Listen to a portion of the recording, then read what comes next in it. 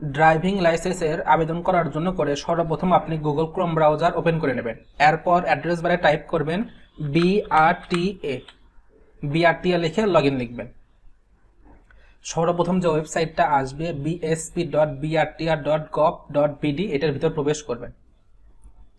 আপনার যদি BRTA-তে অ্যাকাউন্ট খোলা থাকে তাহলে লগইন করে নেবেন, আর যদি অ্যাকাউন্ট খোলা না থাকে তাহলে এখানে ক্লিক হেয়ারে ক্লিক করে নতুন একটি অ্যাকাউন্ট তৈরি করে নেবেন। আমার অ্যাকাউন্ট আছে, আমি তাই লগইন করতেছি।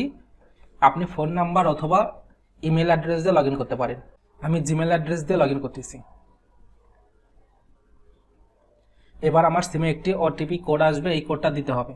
এই ওটিপি কোডটা অবশ্যই 5 মিনিটের ভিতর দিবেন। ভেরিফাই।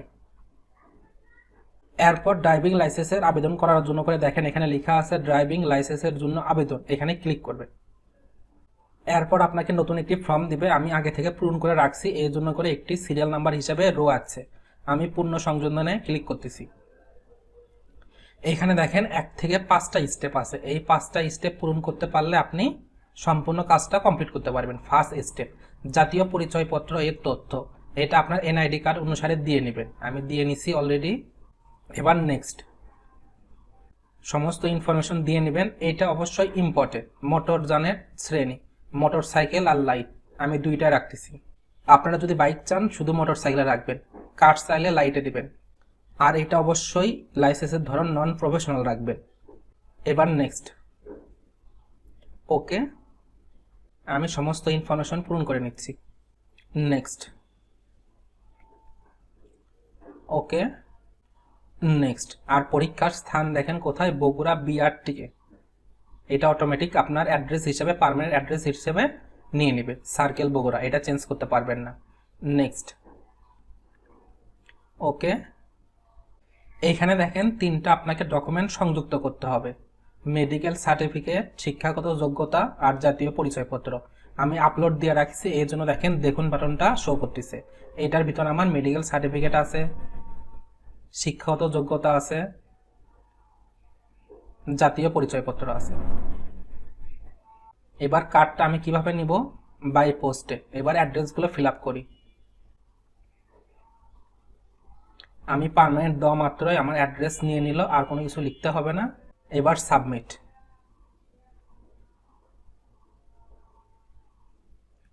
আবেদন সম্পূর্ণ করার জন্য আপনার তথ্য যাচাই করে ফি প্রদান করুন। এবার ফি জমা।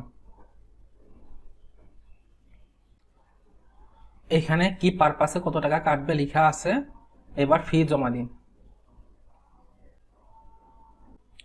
আমি ফি জমা দিব বিকাশের মাধ্যমে, এর জন্য আমি নিচের দিকে স্ক্রল ডাউন করতেছি। এখান থেকে বিকাশ সিলেক্ট করব, 1.5% ভ্যাট কাটবে, টিক চিহ্ন নিশ্চিত।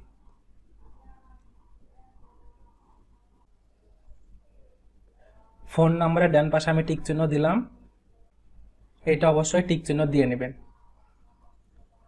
ফি কাটবে 11 টাকা 22 পয়সা, টোটাল অ্যামাউন্ট 759 টাকা 22 পয়সা। এবার নিশ্চিত।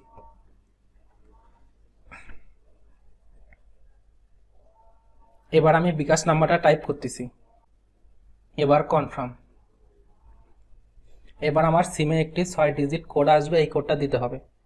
এখানে উপরে দেখেন টোটাল কত টাকা কাটবে, 759 টাকা 22 পয়সা।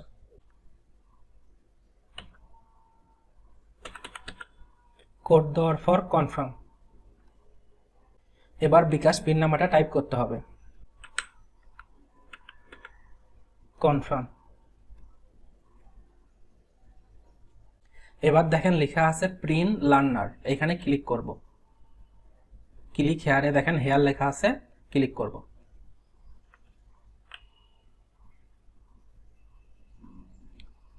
প্রিন্ট রিসিপ্ট, রিসিপ্টটা পেয়ে গেলাম, এটা আমি ডাউনলোড দিয়ে নিচ্ছি, ডাউনলোড ফোল্ডারে রেখে দিচ্ছি। এইটা আমার টাকা পেমেন্ট করার প্রিন্ট রিসিপ্ট। আর লার্নারের জন্য প্রিন্ট লার্নার। দেখেন লার্নার কার্ডটা ইস্যু হয়ে গেছে। আমার যদি এক্সাম ডেটটা দেখি, এখানে সমস্ত বিষয় দেওয়া থাকবে। আজকের তারিখ দেখেন এপ্রিল মাসের 19 তারিখ, জুন মাসের 23 তারিখ আমাকে ডেট দিয়ে দিছে। বায়োমেট্রিক কয়টার দিকে নেবে, 8:30, রিটার্ন নেবে 9টা, ওরাল নেবে 10টা, এইভাবে প্র্যাকটিক্যাল 11টা টাইম দিয়ে রাখছে। এইটা প্রিন্ট করবেন আর রিসিপ্টটা প্রিন্ট করে নিয়ে যাবেন। আজকের ভিডিওটা এই পর্যন্তই রাখতেছি। Thank you for watching this video.